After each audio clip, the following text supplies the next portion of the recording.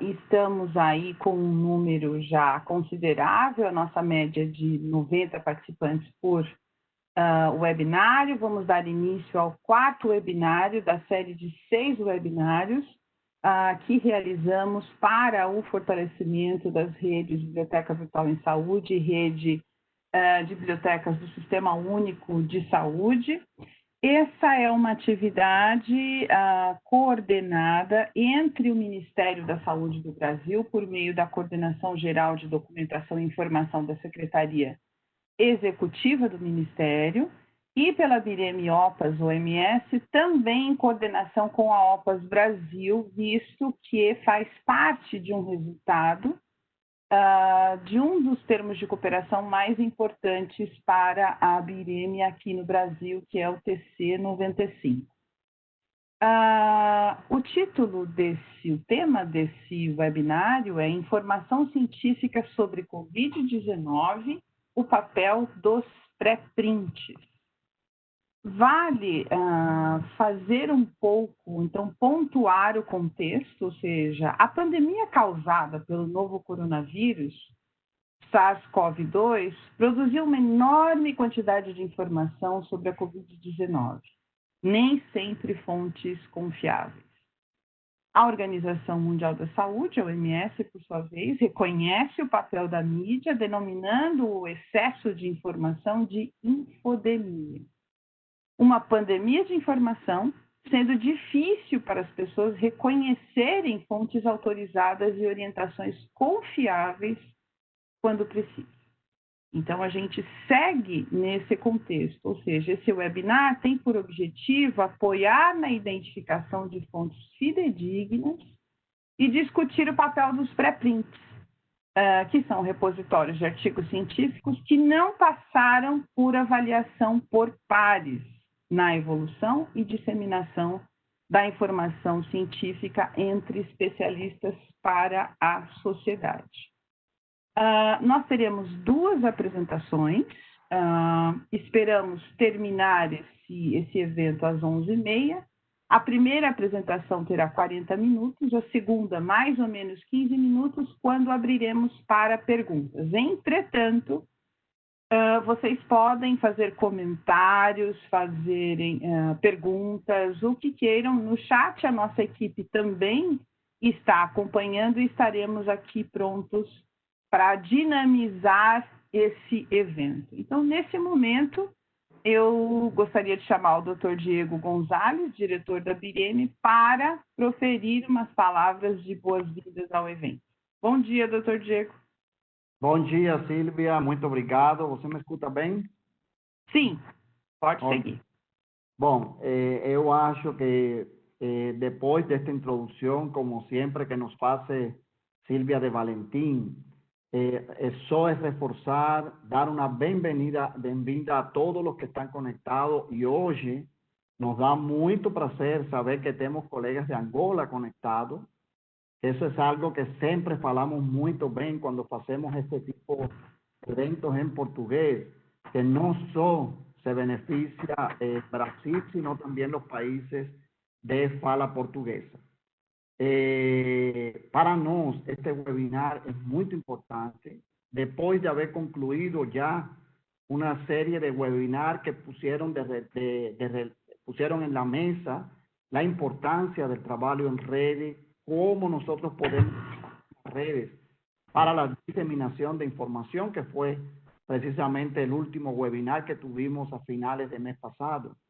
E iniciar ahora septiembre con un webinar como este, relacionado con información científica, da inicio a 3 webinars que vamos a tener en serie relacionados con esta temática. Silvia mencionó muy bien, y yo quiero reforzar, que en esta época de infodemia, sobre todo que se ha dado, ya venía de tiempo, pero se ha intensificado con el COVID-19. Contar con información que sea confiable, y eso es un rol que juega nuestra organización. Trabajarlo es de suma importancia. Y ahora, en la medida que estábamos esperando que iniciara el webinar, yo me puse a pensar en la época en que yo estudiaba medicina, que fue hace unos añitos atrás nada más. Y cuando yo estudiaba medicina, siempre falábamos, no hay información, no tenemos información.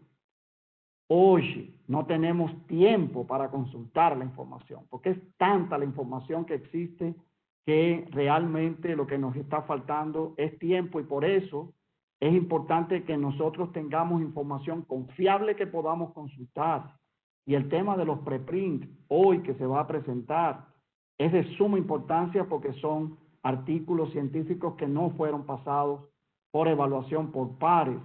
Y es bueno conocer muy bien qué importancia tiene este tipo de artículo, y creo que en eso va a basar su presentación Lilian Caló, que es nuestra coordinadora de información y comunicación científica e institucional.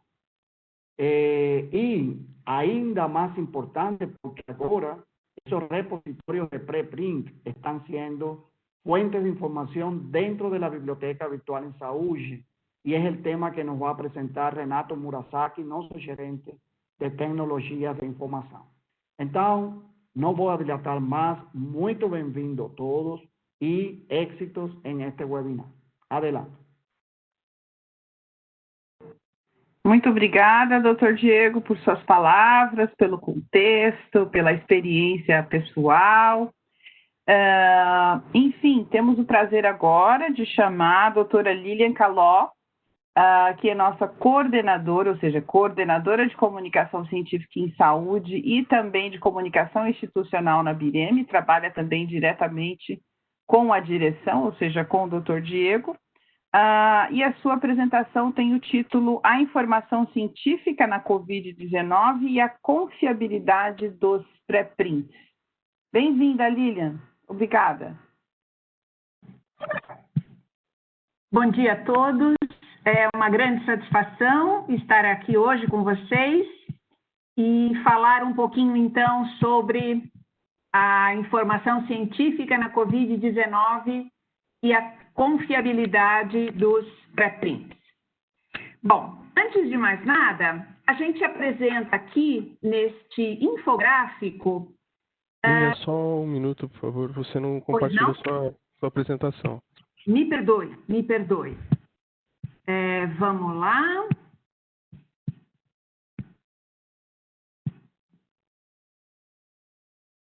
Ok. Lilian? Sim. Por favor, ajusta um pouquinho também a sua câmera. Sim. Isso, porque estava cortando a sua cabeça. Ok. Ok. Agora está melhor? Está melhor, sim. Estamos bem na apresentação? Sim, já está no segundo. É isso, né? Então, vamos começar de novo. Me desculpem. Ok. Então, nós vamos falar sobre informação científica na COVID e a confiabilidade dos pré-prints no âmbito, então, da rede, da série de webinars das redes BVS e BiblioSUS, fortalecimento das redes de informação em saúde. Marco, desculpe, tem como tirar esse quadradinho daqui? Ou só eu estou vendo ele? Lilian, só você está vendo. Então tá. Então tá, ok. Então tá perfeito. Tá, perfeito. Maravilha, já vi. Bom, esse infográfico, ele mostra a história das pandemias e o tamanho dessas bolinhas aqui que representam os organismos, os micro-organismos que causam essas pandemias. O tamanho delas mostra o tamanho, o número de vítimas que essas pandemias causaram.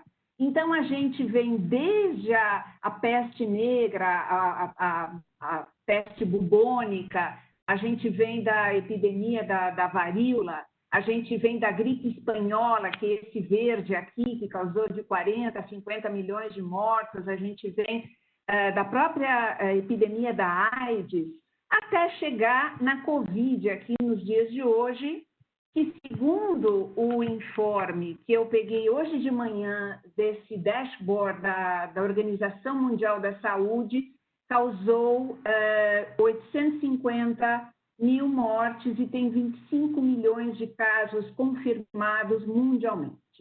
Então, se a gente volta aqui para esse quadro, de fato, a Covid, em relação às pandemias anteriores, tem um número não tão alarmante, mas considerando o avanço da medicina que a gente tem nos dias de hoje, os tratamentos, os antibióticos, é um número alarmante, é um número preocupante, principalmente porque a gente ainda não chegou num tratamento, a gente ainda não chegou numa vacina, existem várias iniciativas em desenvolvimento, e é por isso que o número de informação científica que vem sendo publicado, que vem sendo disseminado, é tão grande, porque os cientistas têm como meta disseminar cada vez de forma mais rápida sequenciamento do gene, resultados de experimentos, para ver se juntos conseguem chegar a tratamentos efetivos e, finalmente, a uma vacina que consiga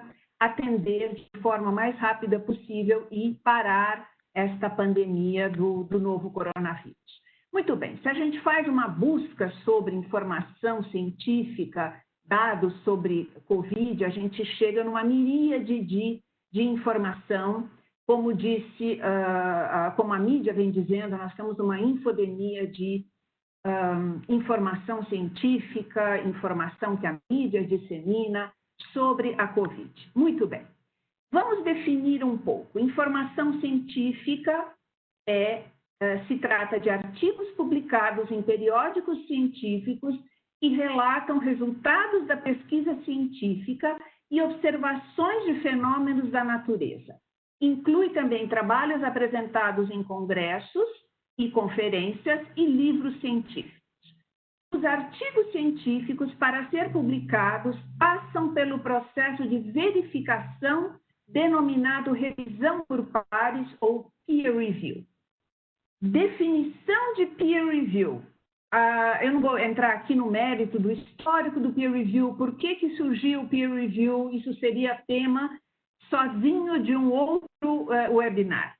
Mas peer review consiste em submeter o trabalho científico ao escrutínio de um ou mais especialistas, que são denominados pares, porque eles são autores, eles são pesquisadores, tanto quanto os autores que submetem o trabalho. São todos especialistas. O que é hoje o autor, amanhã será o parecerista, o peer reviewer, o revisor. Existem vários termos que são aplicados. São todos membros de uma comunidade científica, que é designado pelo editor do periódico.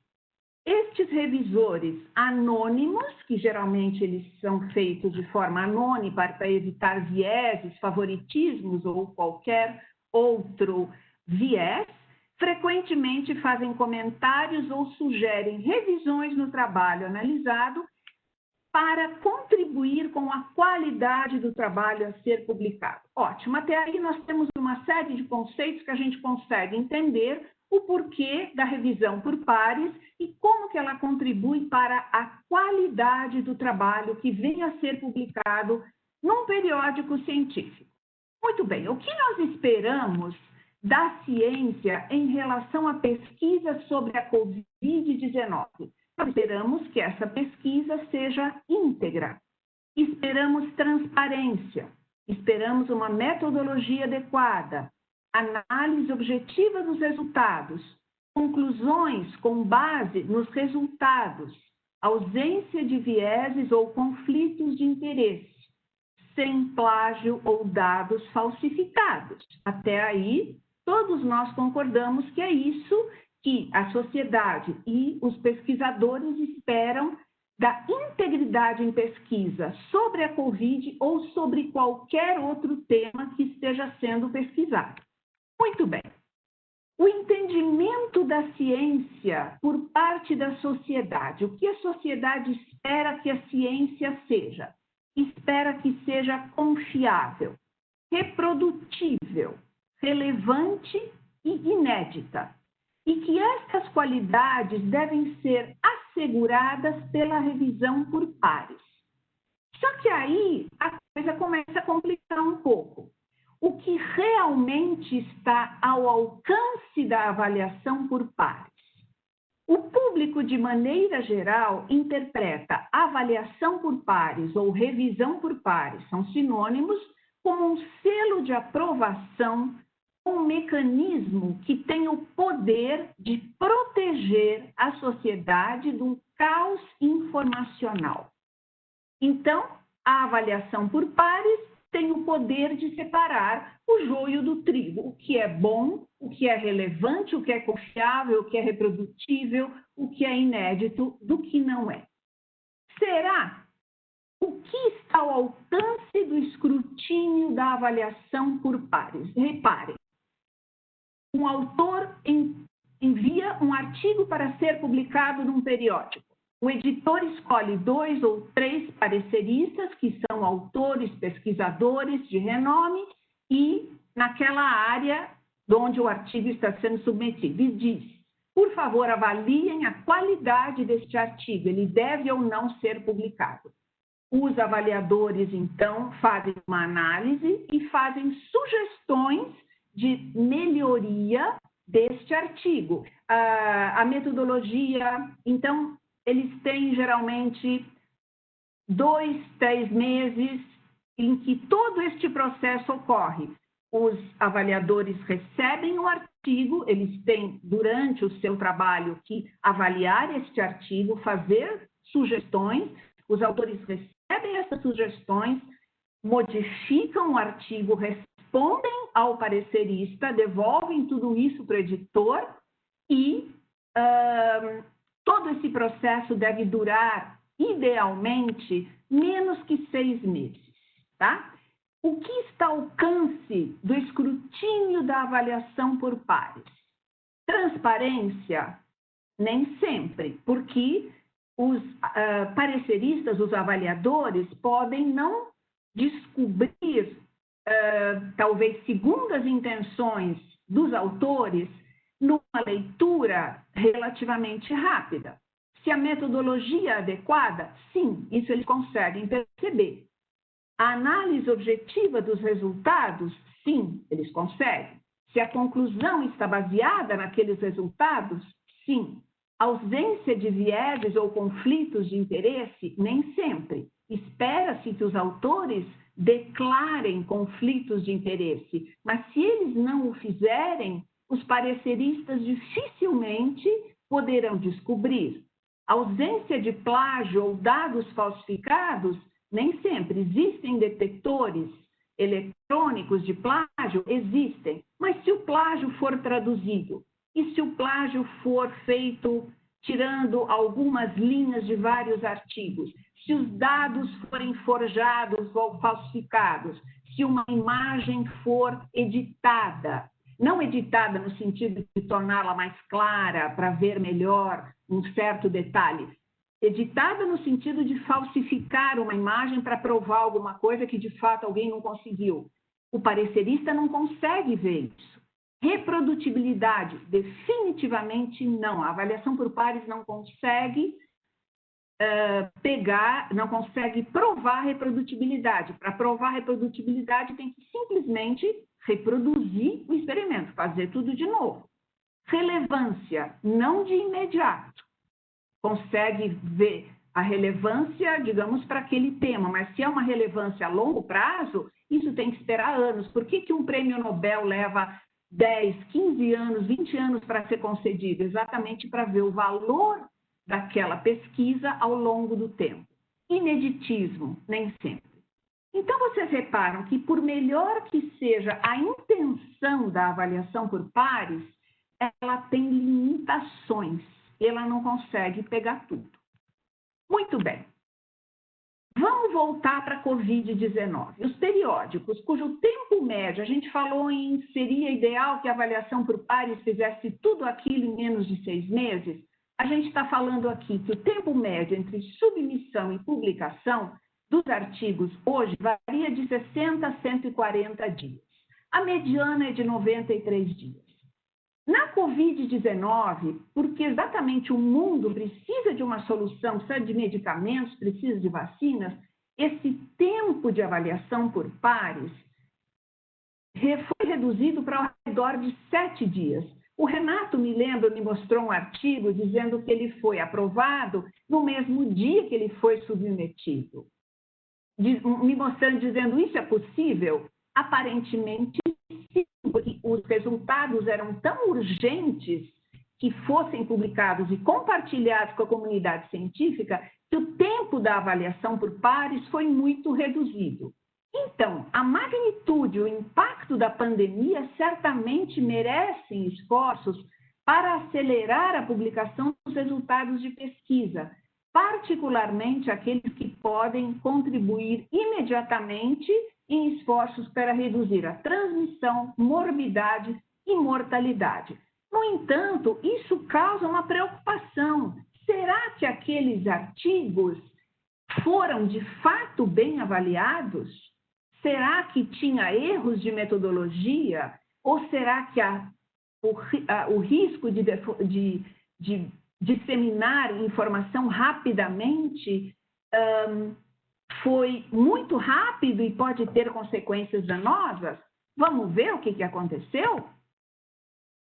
Aí surgem os pré-prints. O que são os pré-prints? Muito bem. Os pré-prints, eles têm várias vantagens e várias limitações, como a gente vai ver agora.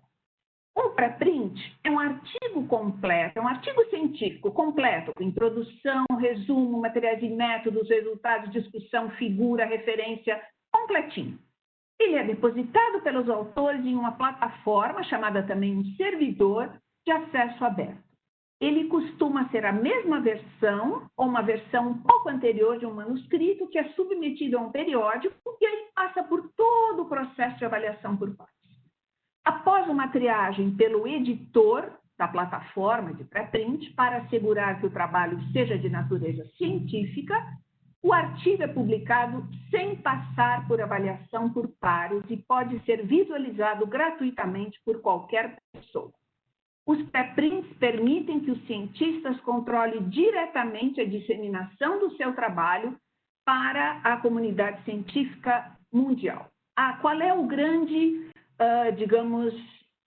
o grande gancho dos pré-prints? Qualquer pessoa pode fazer um comentário. Logicamente, eles são moderados para você não divulgar coisas que são, digamos, irrelevantes ou um comentário que não faz nenhum sentido. Isso funciona como uma revisão por pares aberta. Então, um autor que lê um pré-print e acha que tem um comentário inteligente a fazer, ele escreve: prezado autor, muito interessante o seu trabalho. O senhor, de qualquer forma, considerou o que ABCDE? Aí o autor pode aproveitar esses comentários para melhorar o seu artigo, atualizar. E aí, as versões anteriores, elas são armazenadas da mesma forma que documentos no Google Docs, por exemplo, onde as versões anteriores são armazenadas. Então, você estabelece um diálogo, autor-comentário. Logicamente, esses trabalhos são compartilhados intensamente via redes sociais e você estabelece uma revisão por pares. Altruísta. Ninguém convidou ninguém para fazer a avaliação por pares. E dinâmica, onde qualquer pessoa que se julgar apta a fazer um comentário pode fazê-lo, tá? Só que vocês vão dizer, todos os artigos que são depositados como pré-print recebem comentários? Claro que não, uma porcentagem pequena recebe, tá? Tem artigos que nunca são comentados e tem artigos que recebem 100 comentários, 20 comentários, isso é muito variável. Na maioria das vezes, o mesmo trabalho publicado como pré-print é enviado também, um pouco depois, porque eles aproveitam esses comentários, é como um balão de ensaio. Você coloca o trabalho num repositório de pré-print, você vê a reação do público, da comunidade científica, você melhora o teu artigo e aí sim você manda para um periódico formal. Então, o que nós temos aqui? Nós temos duas plataformas. O pré-print rápido não passa por avaliação por pares. E os periódicos mais lentos, avaliados pelos pares. Funcionam em paralelo em prol da pesquisa científica. ok? Então, os repositórios de pré-print começaram com o Archive, na área de física, em 1992, antes mesmo da internet, onde os pesquisadores começaram a colocar os trabalhos e eles eram acessados e recebiam comentários. Foi só em 1911 que a Figshare começou, com um consórcio de universidades, a colocar pré-print de forma multidisciplinar, estourou com o BioArchive em 2013, a Cold Spring Harbor, lançou o repositório de pré-prints em biologia e ciências da vida, que hoje tem 65 mil pré-prints. O PeerJ, que já tinha um periódico, lançou o repositório de pré-prints. O medRxiv, do mesmo Cold Spring Harbor, do BioArchive, lançou o repositório de medicina e ciências da saúde, e aí estourou para um monte de repositórios de pré-prints de química, de engenharia, de psicologia, de sociologia. Aí nós temos iniciativas mais próximas, então o Cielo Pré-Print lançou este ano um repositório multidisciplinar, e o Emery, que é iniciativa da Associação Brasileira de Editores Científicos, o IBICT, que tem um modelo de negócios, negócios eu digo sem fim lucrativo, é evidente, um modelo de atuação diferente, porque os pré-prints provêm dos periódicos indexados na plataforma, um modelo muito interessante, vale a pena conhecer, chamado Emery, Emerging Research Initiative.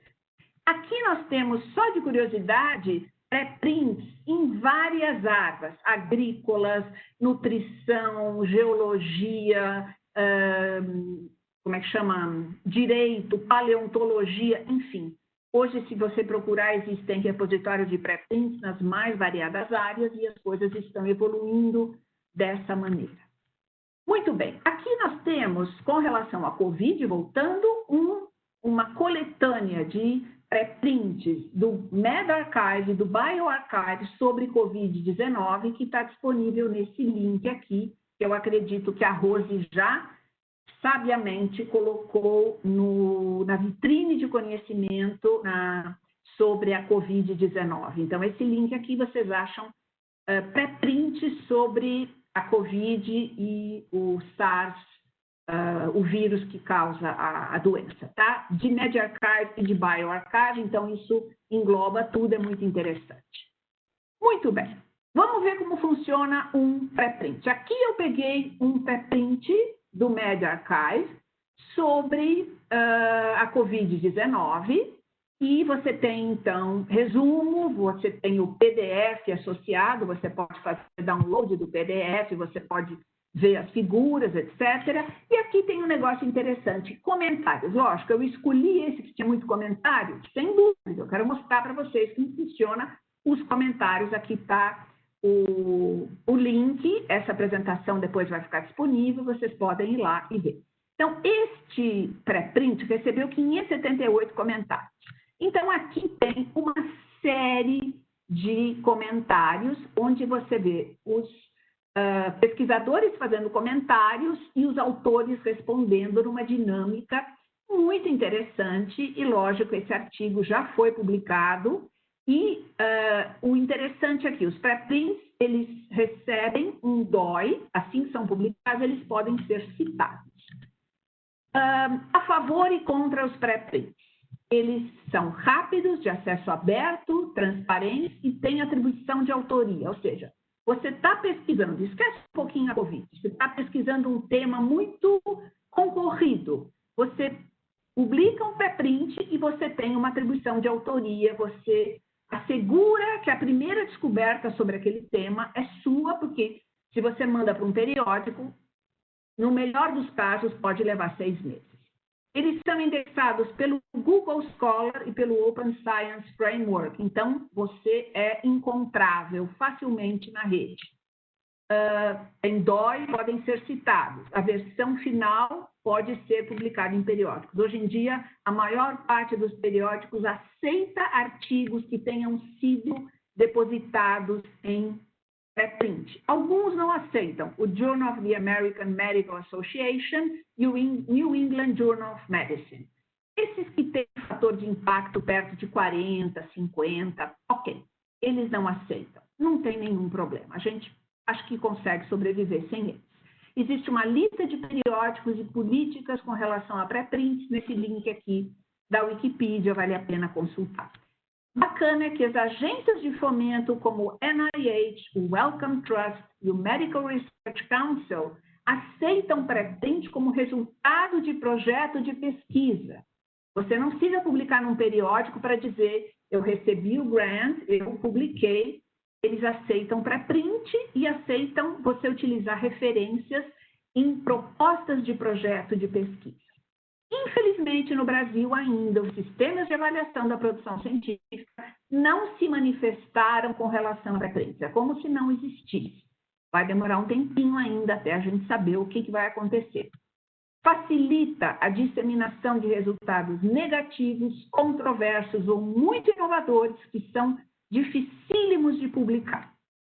Apenas, por enquanto, 10% dos pré-prints em bioRxiv recebem comentários. Esse percentual não vale para a COVID. A COVID, a coisa tem se manifestado de uma forma extremamente dinâmica. Muito bem. Este artigo aqui, muito interessante, chama-se Preprinting a Pandemic. O papel dos pré-prints na COVID-19, publicado, evidentemente, no bioRxiv, no formato de um pré-print. Olha só o que o autor diz. Uma série de motivações adicionais que impulsionam o aumento de pré-prints em resposta à COVID-19 vão do altruísmo, tornar as descobertas disponíveis para todos, ao egoísmo, assegurar a autoria de uma descoberta. Todas elas amplificadas pelas circunstâncias únicas da pandemia de COVID-19. Os servidores bioRxiv e medRxiv incluem um disclaimer de que as descobertas comunicadas pelo pré-print não devem ser consideradas conclusivas e divulgadas na mídia como informação estabelecida. Todos os servidores de pré-print colocam esse disclaimer. Apesar da mensagem de aviso, pré-prints sobre Covid-19 recebem cobertura sem precedentes em plataforma de mídia online. Está em tudo quanto é jornal, impresso ou online. Foi publicado um artigo que ainda não passou por revisão por pares, o fato que eles estão usando toda hora notícia publicada em pré-print. O fato de que os meios de comunicação estejam reportando extensivamente notícias a partir de pré-print representa uma mudança marcante na prática jornalística. Pré-print de bioRxiv pré-pandemia receberam, em comparação com artigos de periódicos, muito pouca cobertura. Esta mudança cultural oferece uma oportunidade sem precedentes de criar uma ponte entre as comunidades científica e jornalística para criar consenso sobre reportar notícias de ciência utilizando pré-print, ademais dos artigos de periódicos. Então, ninguém está dizendo que a gente vai deixar de usar artigo de periódico, mas os pré-prints têm, no caso da COVID, sido muito utilizados. Quer ver um exemplo interessante? Esse aqui eu peguei na segunda-feira de manhã, enquanto eu estava lendo as minhas notícias. E mais um caso de contágio de 2 cepas do novo coronavírus por um mesmo indivíduo foi registrado no estado de Nevada. Olha aqui, em negrito. Os dados foram publicados na forma de pré-print, ainda sem revisão por pares, e submetidos para publicação na revista científica The Lancet na última quinta-feira. Então, isso estava numa mídia de notícia online, dizendo, contando sobre um pré-print e já dizendo que esses resultados, de tão importantes que são, já estão sendo submetidos para publicação no The Lancet. Tá? Só para vocês verem como isso está sendo muito utilizado pela mídia. Vamos lá. Vamos falar em confiabilidade agora. A gente acha que tem muito artigo de pré-print sobre a COVID. Então, um estudo mostra que, até 31 de julho, artigos de periódicos sobre a COVID-19 foram 67.753. E nos 2 principais repositórios de pré-print, em biologia, em ciências da vida, em ciências da saúde, foram quase 20 mil. Tá? Esse número é importante porque a gente tem a impressão de que está todo mundo colocando só em repositório de pré-print porque é mais fácil, não tem revisão por pares. Não é bem assim. Então, os números mostram que tem quase 3 vezes mais artigo de periódico do que pré-print sobre Covid. Então, é um dos mitos, digamos assim, que a gente já resolve, porque todo mundo achou que não, é mais fácil publicar pré-print, então vamos todo mundo colocar pré-print, porque não tem revisão por pares. Aqui nós temos um artigo do The Lancet sobre hidroxicloroquina no tratamento da Covid, que foi retratado, esse aqui foi publicado no The Lancet em 22 de maio e foi retratado no dia 5 de junho, ou seja, coisa de 13, 14 dias depois, que dizia que o tratamento com a hidroxicloroquina não era efetivo e produzia ainda piora dos pacientes na condição cardíaca.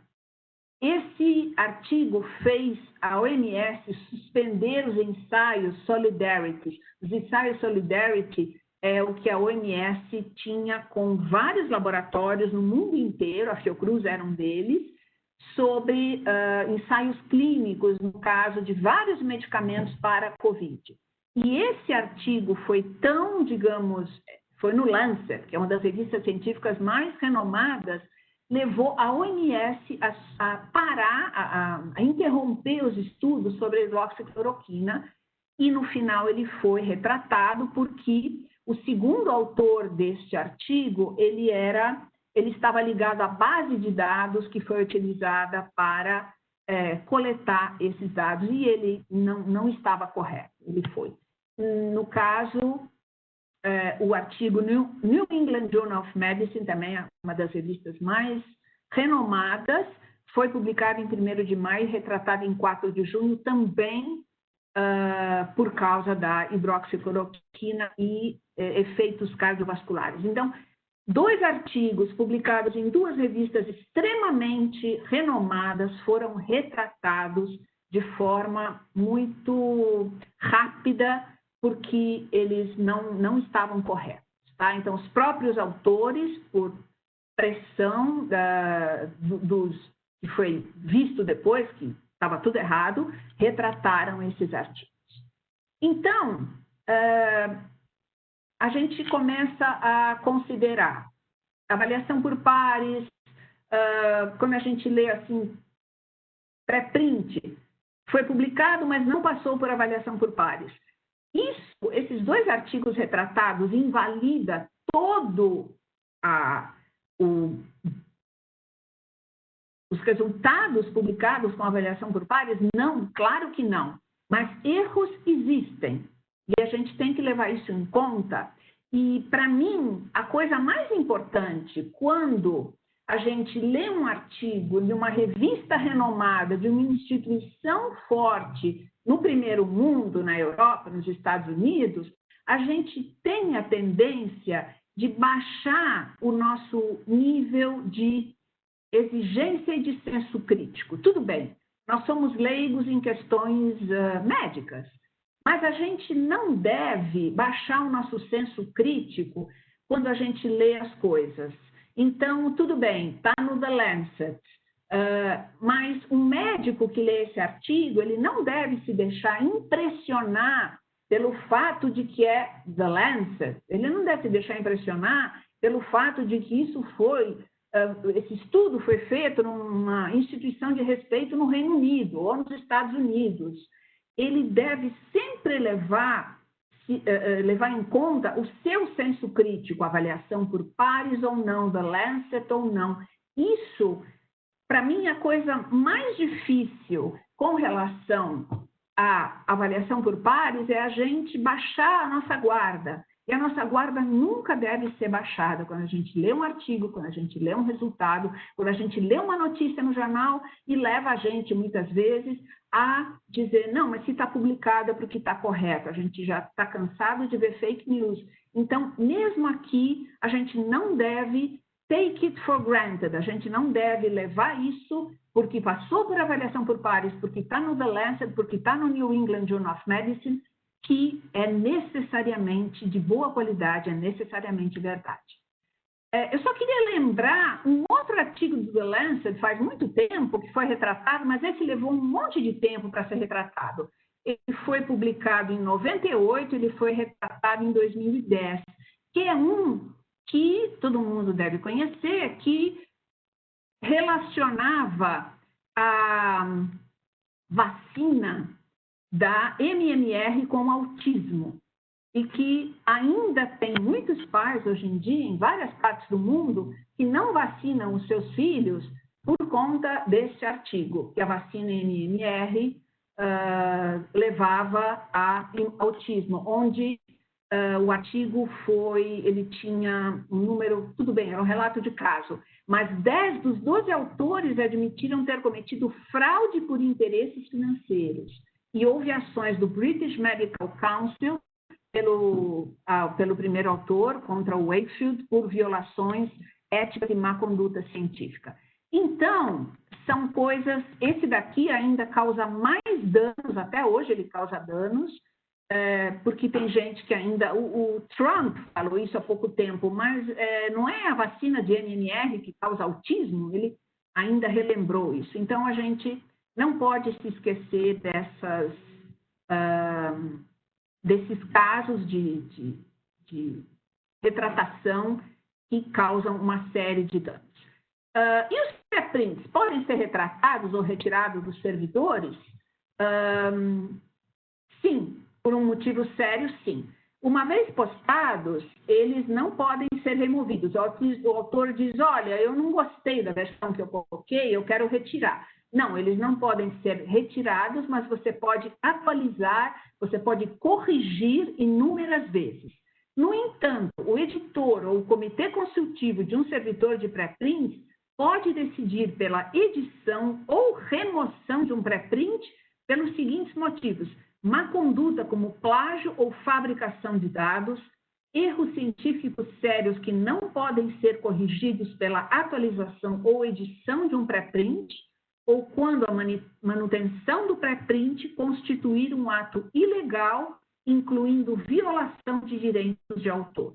Nessas circunstâncias, que nem acontece com a retratação de um artigo, o artigo ele é retratado, mas os metadados são mantidos, tá? Ou seja, ele não desaparece, ele aparece como você quer ver um exemplo? Alguns servidores de pré-prints permitem a remoção por meio de uma postagem de uma nova versão, o que significa e funciona como uma notificação de retratação. Aqui, por exemplo, você tem o bioRxiv e você tem os metadados dizendo este paper foi retirado pelos autores, explica os motivos, e os metadados do pré-print continuam disponíveis, tá? Então, é possível retratar, por motivos suficientemente sérios, um pré-print da mesma forma. Bom, voltando àquilo que a gente falou da avaliação por pares, tá? Quais eram as críticas da avaliação por pares? Nem sempre detecta erros. Atribui um selo de qualidade que muitas vezes não se justifica. Você tem dificuldade em encontrar bons pareceristas. O anonimato permite vieses. Você não tem incentivo aos pareceristas. O mesmo manuscrito é revisado N vezes na medida que você não é aceito numa revista e manda para outra. Tudo isso só que o peer review é uma função muito valorizada por instituições e agências de fomento. E quando ele funciona, é a melhor coisa que pode acontecer para um artigo. É a melhor forma de melhorar um artigo é passar por avaliação por pares. E, para a maioria dos pesquisadores, atuar como um revisor na avaliação por pares faz parte da responsabilidade, das suas responsabilidades na carreira de um cientista. O que se propõe como alternativa, então? A avaliação por pares aberta, que nem essa que é feita nos pré-prints, avaliação por pares aberta. Eu não vou entrar em detalhes aqui, mas existem várias formas de fazer avaliação por pares aberta, desde revelar a identidade dos pareceristas, revelar a identidade dos informes, que nem a gente viu no caso dos pré-prints, que eles comentam e este informe aparece publicado. Enfim, existe uma série de formas de fazer a avaliação por pares aberta, que a gente pode se deter nisso em outras oportunidades, só que nem tudo é vantagem. Existem muitas vantagens na avaliação por pares abertas? Sim. Por exemplo, os que já mandaram artigos para publicação, muitas vezes recebem pareceres um pouco ríspidos dos pareceristas, tanto é anônimo. E a avaliação por pares aberta leva a pareceres mais construtivos, leva a maior transparência, se registra o trabalho do parecerista, você pode fazer informes sobre a avaliação por pares, constitui material de aprendizagem sobre a avaliação por pares para jovens pareceristas. Então, tem uma série de vantagens. Tem desvantagens? Tanto quanto. Sim. Nem todos estão felizes com a avaliação por pares aberta. Por exemplo, eu faço avaliação por pares de um professor, digamos, relativamente influente. E na hora que eu entro com um pedido de auxílio numa agência de fomento, ele pode ficar chateado comigo e negar meu pedido de auxílio. Esse temor aqui por represálias. A gente tem que conviver com isso, de que todo mundo é adulto e que isso não faz o menor sentido, sim, mas muitos autores com quem a gente conversa em eventos e a gente fala da avaliação por pares aberta, eles falam, eu tenho receio de fazer uma revisão por pares de um autor e ele me prejudicar depois. Então, isso é uma coisa. Uma coisa que eu tenho, que me incomoda, é o uso indevido dos pareceres para avaliar pesquisadores, mas isso de uma forma seria muito injusta, né?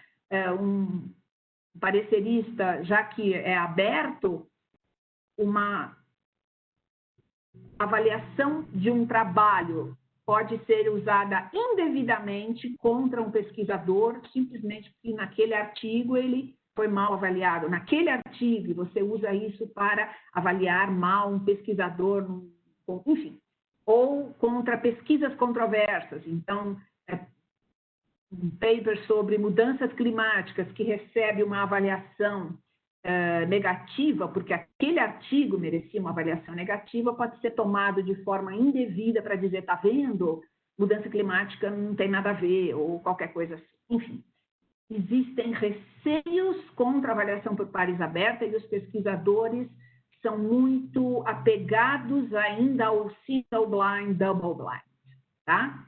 Então, isso é uma coisa que vai demorar muito tempo para mudar a visão dos pesquisadores, pelo menos na América Latina, sobre este tema. Como metas para aperfeiçoar a ciência como um todo nesse âmbito de peer review, seria acelerar a comunicação dos resultados de pesquisa, utilizando tanto a avaliação por pares, pós-publicação e pré-prints, observar as condutas éticas de pesquisa para não ter plágio e esse tipo de coisa, aumentar a reprodutibilidade também é uma iniciativa muito importante, e o futuro da comunicação científica que inclui acesso aberto, ciência aberta e vários tópicos desta natureza. Eu só queria deixar vocês com esse último pensamento que vai ao encontro daquilo que eu falei, de que a gente não pode tomar aquilo que está escrito, publicado por avaliação por pares, como uma coisa fixa, como uma coisa sacramentada só porque está escrito. Eu achei este texto que eu acho muito importante, de que principalmente esta linha, ciência acessível a todas as pessoas que pensam, porque aplica ferramentas universais de intelecto ao seu material distinto. A compreensão da ciência, dificilmente é necessário repetir a ladainha, torna-se cada vez mais crucial em um mundo de biotecnologia, computadores e bombas. Então, não devemos tomar aquilo que está escrito, publicado, por mais definitivo que pareça. Não é. Então, é isso. Muito obrigada.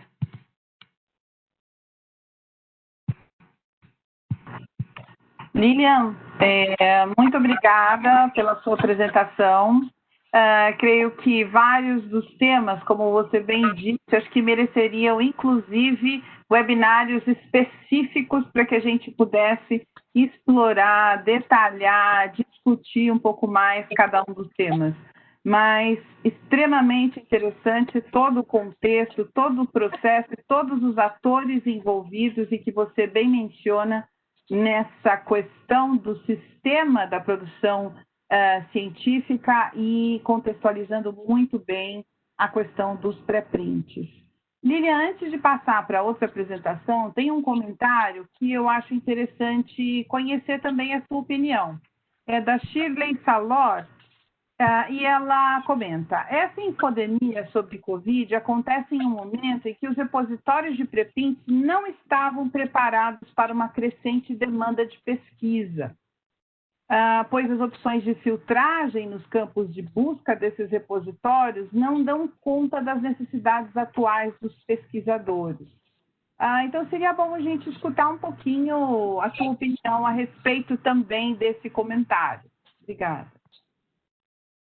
Olha, eu acredito que os repositórios de pré-print, talvez o gargalo deles não esteja na busca. A busca atende. Eu acho que o gargalo talvez esteja na publicação. Talvez os editores estejam tendo um trabalho muito intenso, porque no repositório de pré-print não passa por avaliação por pares, mas você tem editor ou editores que fazem um primeiro filtro dos artigos. E eu acho que eles sim devem estar passando por um trabalho muito intenso de fazer esse primeiro filtro, porque o número de submissões deve estar muito intenso, mas o mecanismo de busca é relativamente simples. Então, eu acredito que não há gargalo na busca, há gargalo na aceitação e na publicação dos pré-prints, minha opinião. Mas talvez eu não tenha compreendido a pergunta, mas aí a gente pode conversar depois. Lilian, obrigada. E também fica o convite para a Shirley, para que ela possa também fazer outro comentário sobre esse seu comentário. Enfim, e nós também, ao final desse webinário, teremos oportunidade também de conversar e responder mais perguntas e fazer pontuações ao final. Obrigada mais uma vez, Lilian. E agora nós vamos chamar o Renato Murasaki, que é o gerente de metodologias e tecnologias de informação, e também administração de fontes de informação na BIREM. E o tema da apresentação dele é integrando repositórios pré-prints na Biblioteca Virtual em Saúde, que é um modelo de cooperação técnica da BIREM, que é coordenado regionalmente por países da região. Bem-vindo, Renato. Obrigada. Obrigado, Silvia. Bom dia a todas e todos. É um prazer compartilhar esse momento com vocês. Faz já algum tempo que eu não falo publicamente para toda a nossa rede, principalmente aqui do Brasil, então é um prazer estar de volta. Primeiro, quero parabenizar e agradecer a Lilian, porque, Lilian, eu acho que a sua apresentação extrapolou a apresentação, é uma verdadeira aula. Então, parabéns. Muito rica, cheio de informação, detalhada, conceitualmente falando. Então, me sinto muito mais agora confortável, porque todo o pano de fundo está exposto, muito bem colocado, apresentado por você. Parabéns. E a sua apresentação, ela deixa bem evidente, né, a importância dos pré-prints na comunicação científica, na minha opinião, e o seu papel como um dos pilares da ciência aberta. É outro tema que é importante, que ao longo do tempo nós vamos abordar com a nossa rede, principalmente no que tange acesso aberto e revisão com pares abertos. Tá? Bom, eu acho que isso é claro para todos, mas é sempre bom reforçar, né, que toda a questão de acesso aberto à informação faz parte do DNA da BIREME, né, o qual se nota por meio das nossas ações de cooperação técnica, seja no âmbito do Brasil, seja no âmbito da nossa região das Américas, e extrapolando, inclusive, essas limitações geográficas com participação nossa em outras regiões do mundo. E é essencial, e eu acho que isso fica muito claro na apresentação da Lilian, é essencial apresentar e discutir com a nossa rede qual é o nosso posicionamento, né, diante do modelo de prática científica aberta. Eu acho que está bem claro isso, e a nossa posição em relação aos repositórios de pré-print, que é o motivo dessa minha apresentação, não poderia ser diferente, que é exatamente reconhecê-los como uma fonte de informação que deve estar integrada no modelo da Biblioteca Virtual em Saúde, de tal maneira a garantir que os nossos usuários usufruam das vantagens que trazem o estabelecimento dos pré-prints, que é exatamente saber a precedência de descobertas, o que a Lilian já colocou, a diminuição do tempo de comunicar os resultados de pesquisa, e isso, consequentemente, traz a aceleração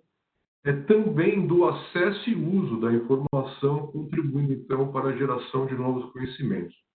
Essa pergunta que a nossa ouvinte, a Chile, coloca com relação à busca e recuperação dos pré-prints nos servidores de pré-prints, talvez ela possa ser respondida ao longo dessa apresentação pelo fato dessa afirmação que eu acabo de dizer. Estamos, BIREME, considerando os pré-prints como fonte de informação da BVS, e isso significa que estamos integrando os pré-prints da nossa interface de busca, que tem inúmeras funcionalidades que visam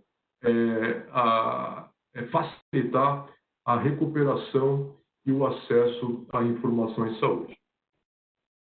Bom, há aproximadamente 2 meses, nós conseguimos dar os primeiros passos nessa integração, e os pré-prints relacionados a ciências da saúde e ciências biológicas disponíveis no repositório Cielo Pré-prints, assim como os pré-prints depositados no repositório institucional da ARCA, da Fiocruz, já estão integrados na Biblioteca Virtual em Saúde, na nossa instância regional. Até ontem, nós somávamos aproximadamente 480 pré-prints integrados nessa interface, como vocês podem ver nessa tela.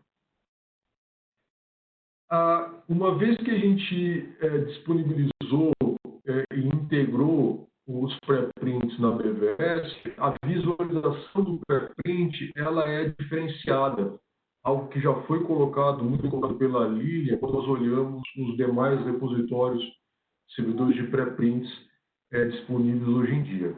E essa diferenciação é exatamente para avisar o usuário que ele está acessando o pré-print e que os resultados descritos nesse manuscrito ainda não sofreram revisão por pares. Então, quando vocês recuperarem a partir de hoje essa informação que vem do pré-print, você será alertado ou será alertada com relação a esse status do documento que você estará lendo. E essa integração, é importante dizer, aí eu ponho um pezinho na tecnologia, essa integração desses repositórios de pré-print na BVS, de fato só foi possível porque ambos os repositórios, Cielo Pré-prints e o que está disponível em coleções do ARCA, da Fiocruz, ambos foram construídos, são atualizados e são mantidos utilizando plataformas abertas. Isso é essencial para garantirmos esse tipo de integração. E ambas as plataformas abertas seguem padrões, seguem estándares abertos, internacionais, e promovem mecanismos, por sua vez, também abertos de interoperabilidade. O que eu quero dizer com isso? Todo esse arcabouço tecnológico e metodológico seguidos por ambas as iniciativas permitem um intercâmbio, que eu gosto de dizer, fluido e sem barreiras de troca de dados entre distintos sistemas de informação. E dessa maneira nos permite, então, integrá-los junto com as mais de 30 bases de dados que nós temos disponíveis na BVS regional. Bom, até aqui tudo bem, mas é importante analisarmos que para nós, especialistas em gestão de informação, que são os intermediários nesse processo de comunicação científica e técnica, temos novos desafios pela frente, né? Então, não vou entrar aqui no detalhamento que a Lilian muito bem já colocou, quando a gente olha essa cadeia, né, de valor relacionado a pré-print, pós-print e os manuscritos revisados por pares e publicados nas revistas científicas, nos periódicos. Mesmo que nos processos, digamos aí, tradicionais de gestão documental, nós tenhamos procedimentos bem definidos para fluxos de aprovação, fluxos de arquivamento, de organização, consulta, até mesmo eliminação e histórico de versões de documentos, como também foi colocado anteriormente, quando é possível atualizar ou retirar, retratar, né, manuscritos. Olhando o nosso trabalho com a rede em relação à BVS e à Lilacs, a maioria dos nossos casos de uso com as bases de dados referenciais, bibliográficas, estabelece um tratamento do objeto informacional, estando ele na sua versão final de publicação. Eu quero dizer que aquilo que é catalogado, aquilo que é indexado pela nossa rede de colaboração, de cooperação, é a publicação final que já passou por um processo formal, seja ele falando cientificamente com revisão por pares, ou seja ele tecnicamente falando com processos editoriais das instituições, que podem ser processos editoriais mais simples ou mais complexos. Então, o tratamento dentro da BVS de repositórios de pré-print, juntamente com as bases que contêm artigos publicados, vai exigir de nós um esforço adicional para garantir que todas essas versões, ou fazendo uma analogia, todas essas encarnações de um mesmo manuscrito estejam relacionadas entre si. E isso é fundamental termos em mente e nos responsabilizarmos nessa nossa atividade constante e incansável de gestão de informação, que é promover transparência e traçabilidade daquilo que está sendo publicado e daquilo que está sendo principalmente acessado. Tá? Ou seja, aqui eu tenho dois exemplos. Algumas perguntas acabam surgindo dentro desse contexto. Por exemplo, o que eu estou acessando agora? É o pré-print ou é a versão final publicada? Né? Então, por isso que a diferenciação na visualização e a capacidade de marcar, de classificar os documentos disponíveis é fundamental para essa identificação clara para o usuário. Outra pergunta pode surgir: se é o pré-print que eu estou vendo e o mesmo já foi publicado no periódico, eu gostaria, por exemplo, de acessar a versão revisada e publicada. Até mesmo porque isso daria a oportunidade de comparar versões, me daria a oportunidade de conseguir ver, quem sabe, se foi o caso, ver os comentários, as revisões por pares abertas, né? Então, nós temos que ter consciência que não podemos simplesmente aplicar, óbvio que de maneira geral podemos, os nossos processos, métodos e metodologias as iris, né, como são agora, mas a gente tem que se adaptar a essa nova característica que os objetos informacionais terão quando estamos falando de pré-print. Entretanto, além dessas perguntas, outros elementos, entendo eu, serão também afetados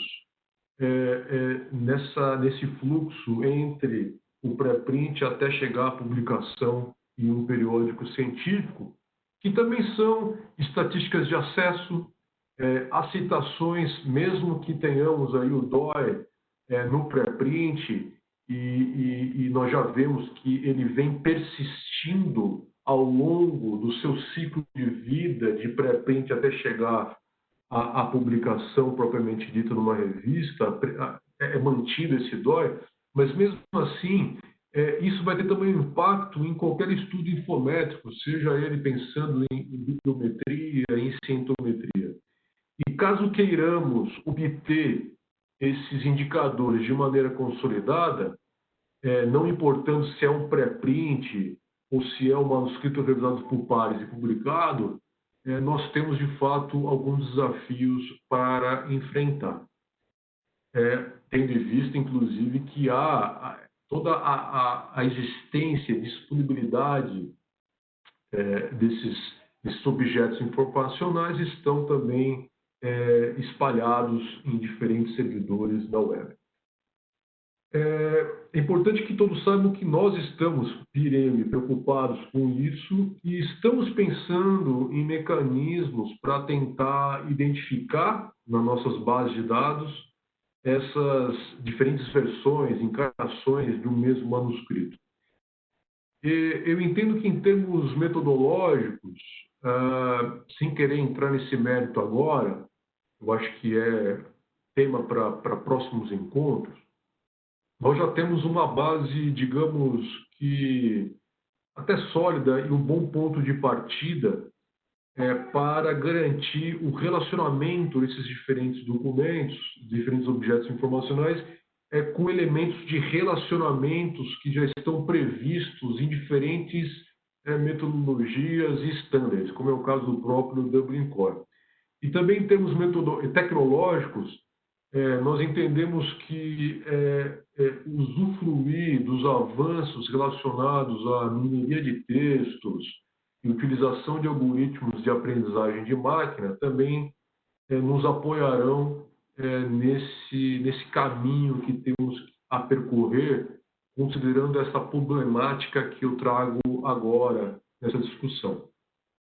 Então, olhando esses dois casos que vocês veem na tela, nós temos aí ao lado esquerdo o pré-print, do lado direito a versão publicada, revisada por pares, tendo ela numa revista, num periódico científico. São casos reais. Tá?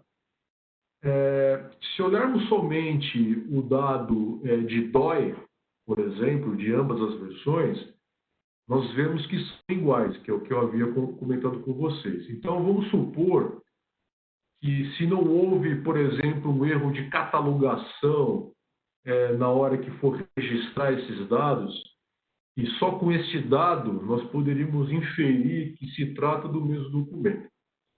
Agora, se olharmos para o dado de autor, nós vemos que também se trata da mesma autora, nesse caso, o que aumenta nossas chances de dizer que se trata do mesmo documento.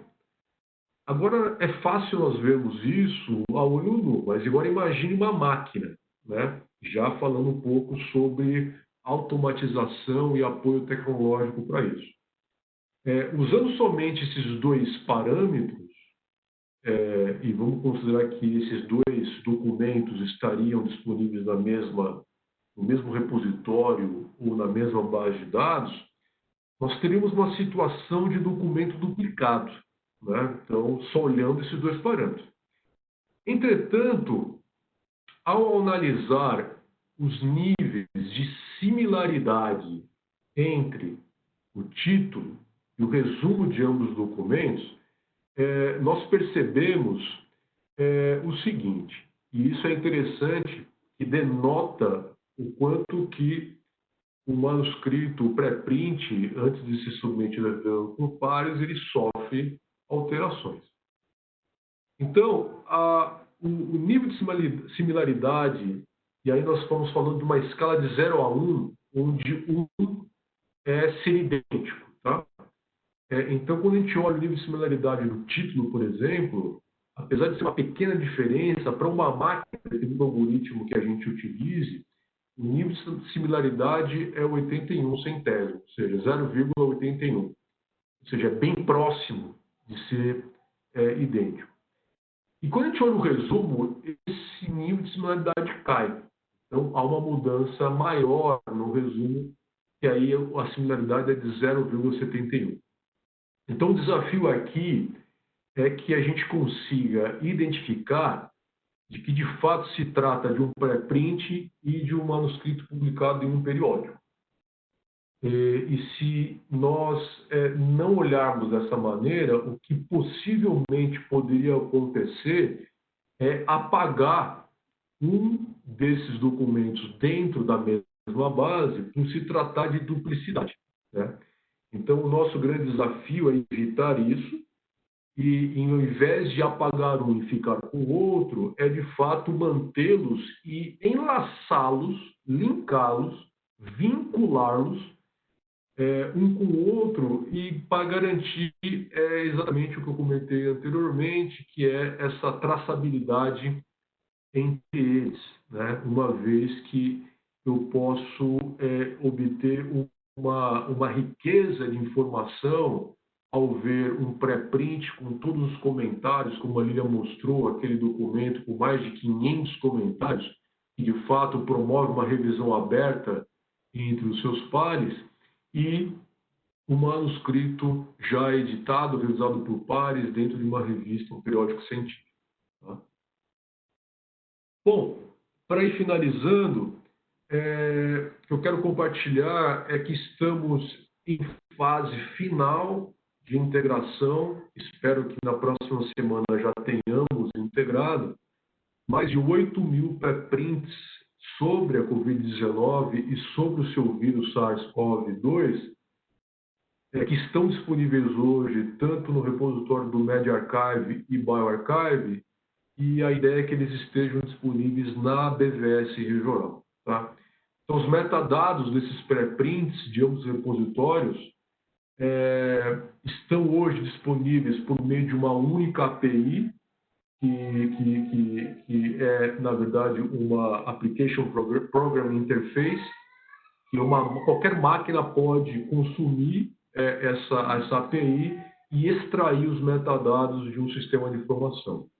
E, felizmente, essa API utiliza um standard, um padrão de intercâmbio de dados aberto, que é o JSON. Tá? Entretanto, infelizmente, ainda nós não conseguimos integrar todos os pré-prints, poderiam ir além do Covid-19, que estão depositados hoje em ambos os repositórios. Né? Como a Lília comentou, só no bioRxiv nós temos mais de 60.000 pré-prints. Infelizmente, a gente ainda não conseguiu fazer essa integração, mais por limitações técnicas da plataforma do bioRxiv, pelo fato da plataforma não estar ainda, talvez, preparada para situações de coleta sistemática e contínua. Nós estamos em contato aí com a equipe técnica para ver se a gente, além do que nós queremos publicar, integrar que vem do bioRxiv e medRxiv sobre Covid-19 e ampliar essa coleção de pré-prints na BVS, integrando todo o repositório. Mas nós seguimos aí buscando alternativas e futuramente teremos essa integração completa. Tá? Então, é isso que eu gostaria de compartilhar com vocês hoje. Espero ter dado elementos para fomentar discussões e deixar claro a nossa posição de encarar esses repositórios como fonte de informação dentro da Biblioteca Virtual em Saúde, tendo em vista esse nosso compromisso com o acesso à informação e entendendo que esses repositórios, tendo a devida alerta, né, com relação ao usuário, que o que ele está consumindo é um pré-print e que a responsabilidade dele de usar da maneira adequada essa informação, a gente possa ainda mais promover esse acesso aberto à informação científica e técnica em saúde e acelerar o acesso e uso dessa informação. Obrigado.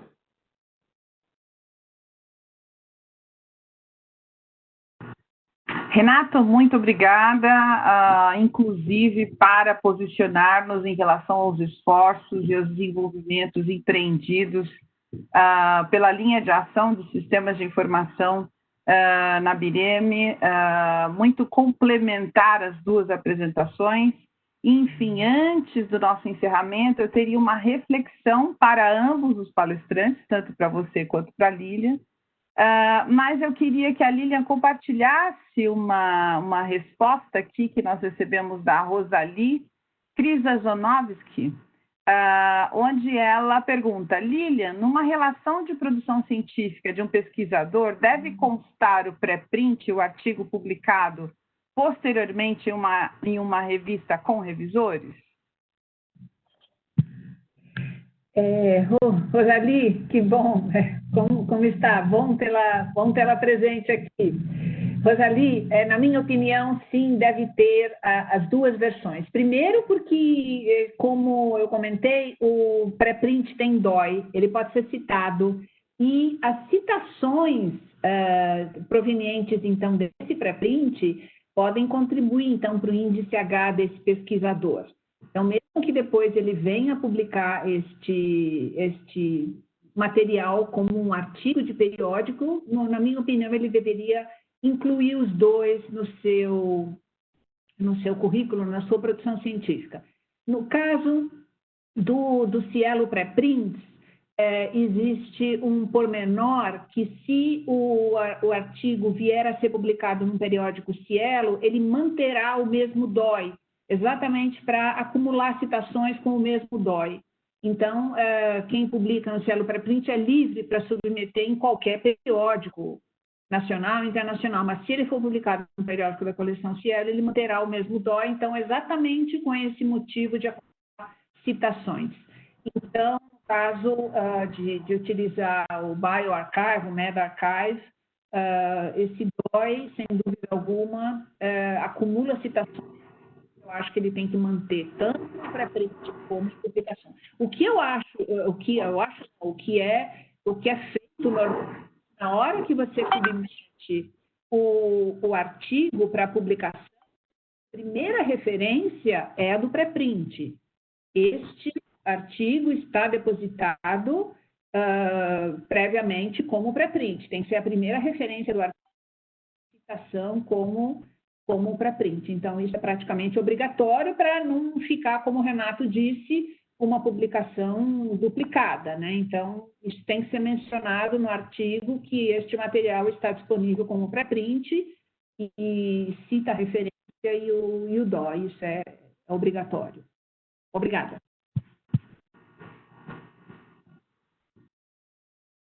Lilian, obrigada. Então, antes da gente passar para as palavras finais, encerramento aí pelo Dr. Diego, eu gostaria de obter aí uma reflexão também de vocês dois, primeiro do Renato, depois da Lilian, e finalizamos, considerando algumas afirmações compartilhadas. É interessante, muito interessante, quando a Lilian fala, olha, o público, ele espera que a ciência seja confiável.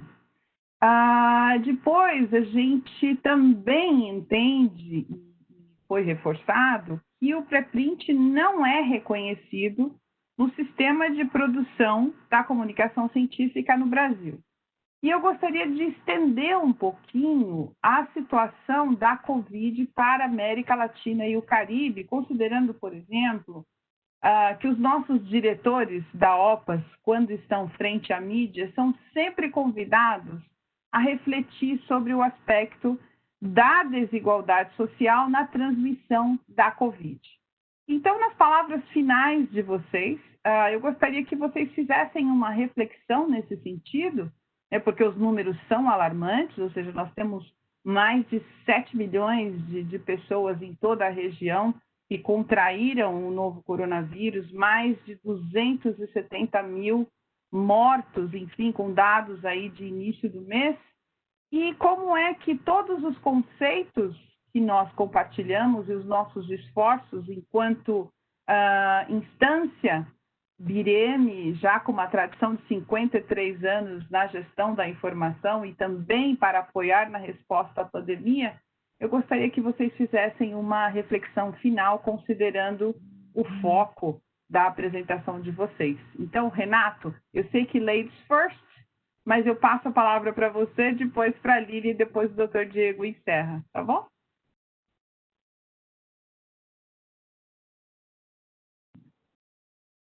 Ok, deixa eu ver.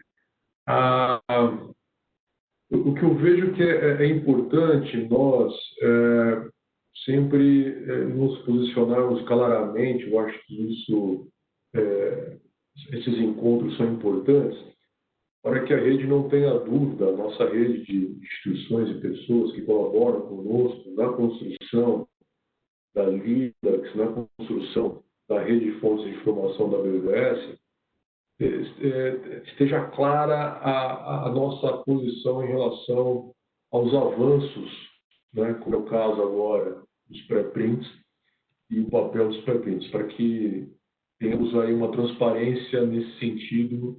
Eu acho que a reunião de hoje, a apresentação de hoje, o webinar de hoje, deixa isso claro. Nós não podemos, na minha opinião, tendo em vista essa situação, nós devemos sempre pensar em como garantir e como facilitar o acesso à informação, né?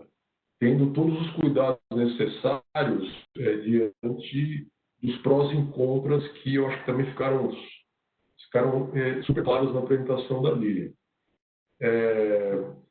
Agora, é óbvio que tudo isso é importante, essencial para a nossa cooperação técnica, mas no âmbito, quando a gente olha no panorama geral, seja âmbito local, nacional, regional, não é condição suficiente, né? Então, eu entendo que tudo isso faz parte de um ecossistema e tudo isso tem que vir acompanhado também de avanços em outras instâncias, inclusive avanços em políticas públicas, políticas institucionais, né? Como é o caso, por exemplo, da Fiocruz, com o ARC, de outras instituições como a USP, enfim. Eu quero dar nomes para não esquecer de novo, porque, na verdade, todas as universidades hoje, praticamente, têm as suas políticas de acesso à informação e muito alinhados ao acesso aberto, com os seus próprios repositórios institucionais, né? Então, tudo isso é um resultado de um grande ecossistema no qual nós estamos inseridos. Então, como parte da nossa função e missão, muito relacionado à intermediação da informação, nós temos que estar alinhados a essa cadeia produtiva, digamos assim, da comunicação científica, né? Então, eu acho que nós estamos dando um passo importante nesse sentido de reconhecer e integrar os pré-prints. E os desafios que eu coloco na minha apresentação, eles continuam e a gente, ao longo do tempo, nós teremos aí algumas discussões com a rede, inclusive, para saber opiniões e para avançarmos mais ainda, né? Mas eu queria compartilhar com vocês, por exemplo, que o trabalho que a BIREME tem feito junto com a OMS, colaborando no desenvolvimento da plataforma da base de dados do Covid-19, que é mantida pela OMS, mas toda a plataforma tecnológica é desenvolvida pela BIREME. Nós já temos situações onde uma rede de colaboração global tem colocado informação nessa base que às vezes são pré-prints e que, ao longo do tempo, esse pré-print se transformou numa publicação realizada por pares, publicada numa revista, E essa informação junta na mesma base, ela acaba gerando uma sensação de duplicidade de informação, né? Que não necessariamente, na minha visão, pensando em gestão de informação, deve ser encarada dessa maneira. Então, eu acho que a gente tem que trabalhar nesse sentido para garantir que essas versões elas estejam disponíveis, mas que a gente possa linkar uma coisa com a outra para nós não perdermos o ciclo de vida desse manuscrito dentro dessa perspectiva de pré-print e de publicado. Isso nós não estamos nem falando dos pós-prints, né? Porque muitos repositórios institucionais também têm aquela versão que foi retornada para o autor, que já tem os comentários dos revisores, de quem fez a revisão por pares, e que ele fez a alteração e depois submeteu. Também tem algumas situações que as revistas permitem do autor colocar isso no repositório aberto institucional, ou prever aí um período de embargo, né? Então, a gente também tem essa situação dos pós-prints, né? Então, eu acho importante considerar isso quando a gente fala das bases de dados bibliográficas referenciais, para garantir que o usuário, quem vai consumir informação, tenha essa visão transparente e consiga ver toda, eu estou chamando de traçabilidade do ciclo de vida dessa produção do conhecimento. Então, eu acho que esse é um caminho. Quanto mais aberto for, melhor. Eu gostei muito da apresentação da Lilian, quando ela coloca um pensamento que os pré-prints têm essa dualidade, que ele pode ser encarado como algo, de fato, altruísta, mas ao mesmo tempo egoísta, né? Então, isso também tem a ver com outras ações entre as instituições de encarar um problema global, essa pandemia, né, que afeta a todos, e também isso tem muito a ver com a globalização, de como que esses grupos de pesquisa podem também colaborar entre si, e toda a questão da ciência aberta está embutida nesse cenário para garantir também essa colaboração entre pesquisadores, entre grupos de pesquisa, para encontrar uma solução que vai ser aplicado globalmente, né? Não só falando de vacina ou medicamento, mas o tratamento propriamente dito, né? Já poderia aliviar em muito os efeitos da pandemia. Espero ter respondido aí, Silvia, a sua provocação. Não, eu nem entendo como uma provocação, eu entendo como algo bastante interessante, Renato, muito obrigado, para que a gente entenda esse fluxo e ponha no contexto dessa pandemia que nós estamos vivendo. Então, muito interessante quando você fala de todos os atores, da percepção de que há a replicação da informação, enfim, e da questão, você coloca muito bem, da questão de como é que a ciência vai responder a esse nosso grande desafio atual. Então, você trouxe vários elementos que nos faz também refletir sobre isso. Muito obrigada. Lilian, com você.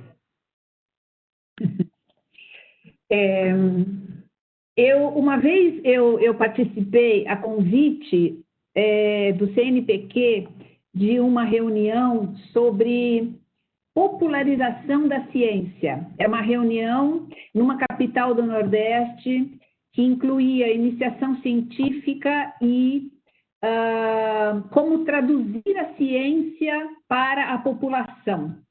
E foi uma experiência muito interessante. Então, eu me lembro que eu, enfim, relacionei as iniciativas que eu conhecia de como disseminar a ciência, e era um pouco antes dessa febre de redes sociais, onde o próprio pesquisador pode ter a oportunidade de falar com o público sem a figura do jornalista, né? Que às vezes tem um certo conflito.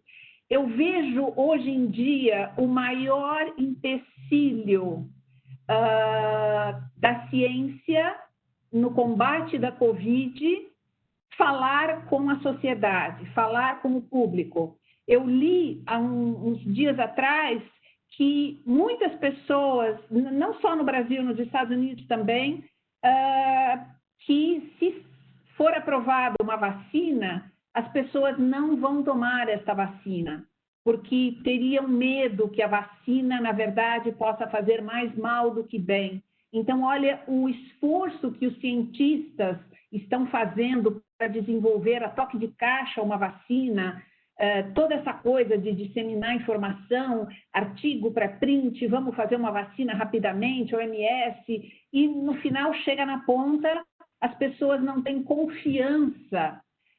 O CDC, as pessoas não acreditam mais no CDC, porque o CDC disse que não é mais para testar intensamente pessoas que têm sintomas. Enfim, existe uma crise de credibilidade na ciência no mundo inteiro, numa hora onde a gente mais precisa da ciência. Então, eu acho que o grande desafio que os pesquisadores, os órgãos de saúde, os ministérios da saúde, que nos Estados Unidos tem o CDC, que era a instituição mais respeitada e mais renomada, as pessoas não estão acreditando nas soluções da ciência. Então, eu vejo isso com uma preocupação tremenda, onde a gente pode vir a ter uma vacina no final do ano, no início do ano que vem, que muita gente está achando que isso é realmente o que a gente precisa para que a pandemia pare, né, de ser disseminada, e muitas pessoas dizem, não, eu não vou tomar porque eu não acredito, porque eu acho que a vacina vai me fazer mal, porque eu não confio em país A, B, C ou D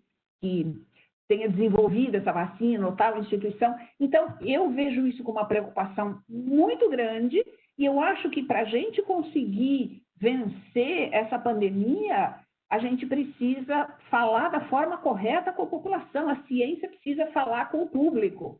E a gente não está conseguindo fazer. A gente, eu digo população, a humanidade, não a gente Bireme, ou a gente OPAS, ou a gente OMS. A humanidade não está conseguindo se entender. E eu acho isso extremamente preocupante, porque a gente pode até conseguir desenvolver medicamentos e vacinas num tempo recorde, mas as pessoas não vão usufruir disso, porque tem medo, tem receio, está chegando para elas alguma informação errada que não vai fazer bem. Então, eu acho que o grande desafio que a humanidade vai enfrentar agora é essa comunicação, como que essa comunicação vai acontecer para a gente poder recuperar a confiança na ciência, na medicina, e poder dar o tratamento correto para que a gente consiga sair disso. Eu vejo com extrema preocupação essa dicotomia que a gente está enfrentando hoje, com fake news, eu não sei, mas alguma coisa a gente vai ter que fazer como humanidade para que a sociedade volte a ter confiança na ciência, na medicina e não nas fake news, e que a gente possa evoluir a partir disso. Lilian, muito obrigada. E eu adicionaria também esse comentário, o grande desafio que tem, principalmente na nossa região, a questão da desigualdade social. E essa desigualdade social também convida a não crença na ciência, ou seja, na busca de resoluções que sejam imediatistas para, por exemplo, resolver questões de sustentabilidade individual, de sustentabilidade econômica e financeira. Mas eu vou tomar as palavras do Renato, que foram aí para a gente não repetir. Esse webinário, mais importante que tudo, foi esse posicionamento, esse compartilhar de saberes, de informação, de esforços que nós estamos empreendendo na Bireme para informar as nossas redes, aos nossos usuários, aos nossos intermediários. Mais uma vez, fomos muito felizes com essa composição, com essas duas apresentações complementares. Muito obrigada, e eu passo a palavra agora, já que nós estamos aí com um tempo curto, para o fechamento por parte do Dr. Diego, diretor da Vireme. Obrigada mais uma vez, Lilian e Renato.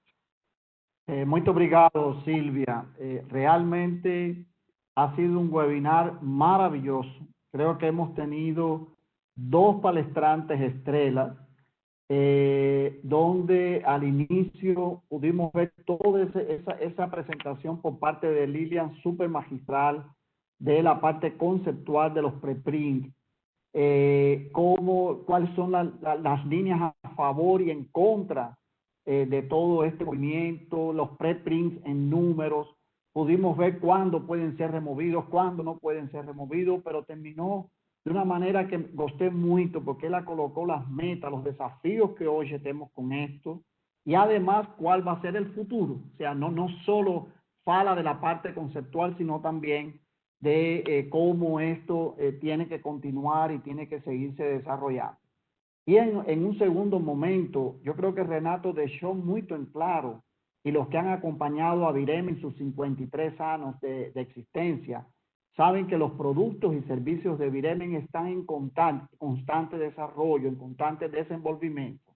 Y Renato dejó muy claro cómo, por ejemplo, el modelo de la biblioteca virtual en Saúde, con esa cantidad de bases de datos que contiene, es un modelo vivo, es un modelo que constantemente se está actualizando y en este momento lo está haciendo también con los preprints. Ya incluso los preprints de Cielo, los preprints de Arca, del repositorio Arca de Fiocruz, y que va a continuar incorporando los repositorios existentes. Entonces yo creo que fueron, como mencionó muy bien Silvia, dos presentaciones complementarias, dos presentaciones estrellas, dos presentaciones muy buenas. Y yo quiero también felicitarnos, lógicamente, a nuestra conductora que siempre lleva el hilo del webinar de una manera muy bonita, incentivando no solo a las conferencias que se están siendo presentadas, sino incentivando a que los expositores hagan reflexiones y también trayendo lo que la platea está mencionando, lo que están haciendo nuestros colegas que están conectados. Entonces, Silvia, también parabéns para você.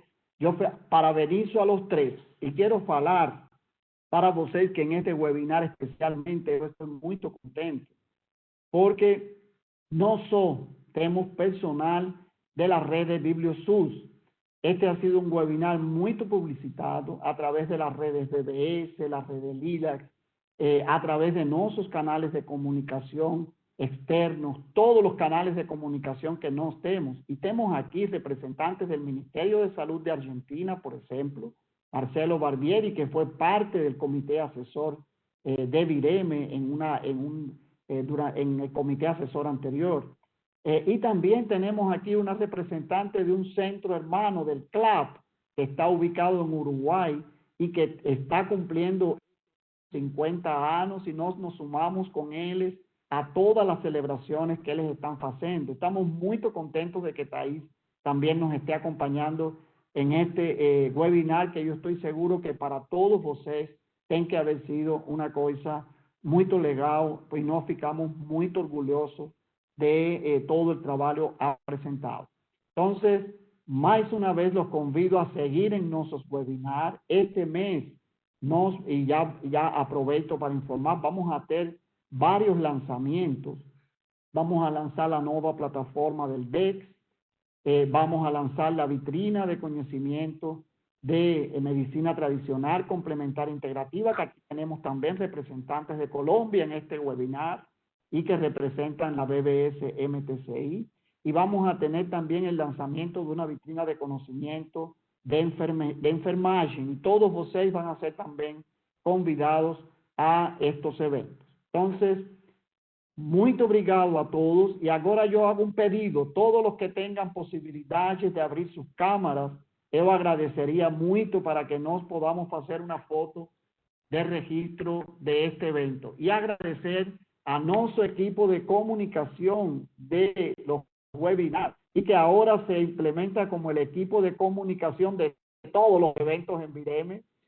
Han estado acompañando todo el tiempo el webinar, mandando mensajes para ustedes, donde pueden diseminar la información, etcétera. Entonces, parabéns para para todo ese equipo que ha estado respaldando la comunicación durante el webinar. Entonces, por favor, si todos pueden abrir la cámara, Marco, a lo mejor sería interesante tirar ahora el banner para que salgan las fotos, por favor. Perdón, para que salgan las cámaras. Más un minuto, abre la cámara, Marco, por favor, poder el banner. Eso. Abran cámaras, por favor. Por ahí tenemos a Alejandro Uribe. Veo muy pocas cámaras. ¿Alguien está viendo más que yo? Porque yo solo veo a Silvia grande y 3 o 4 foticos chiquitas. Sim, doutor Diego, tá todo mundo em grid. Todo el mundo está. Só se alterar, Perfecto. subimos Entonces, todos. Que bom. Enquanto Obrigado. A gente faz as fotos, eu só queria convidá-los todos para o próximo webinário no dia 16 de setembro, com o tema Ética na Comunicação Científica. Por favor, aqui no chat, acessem o portal da Rede BVS com todos os webinários e ajudem-nos também a divulgar com a hashtag Redes BVS Bibliosus. Tenham todos um ótimo dia, uma boa semana e nos vemos. Obrigada. Tchau.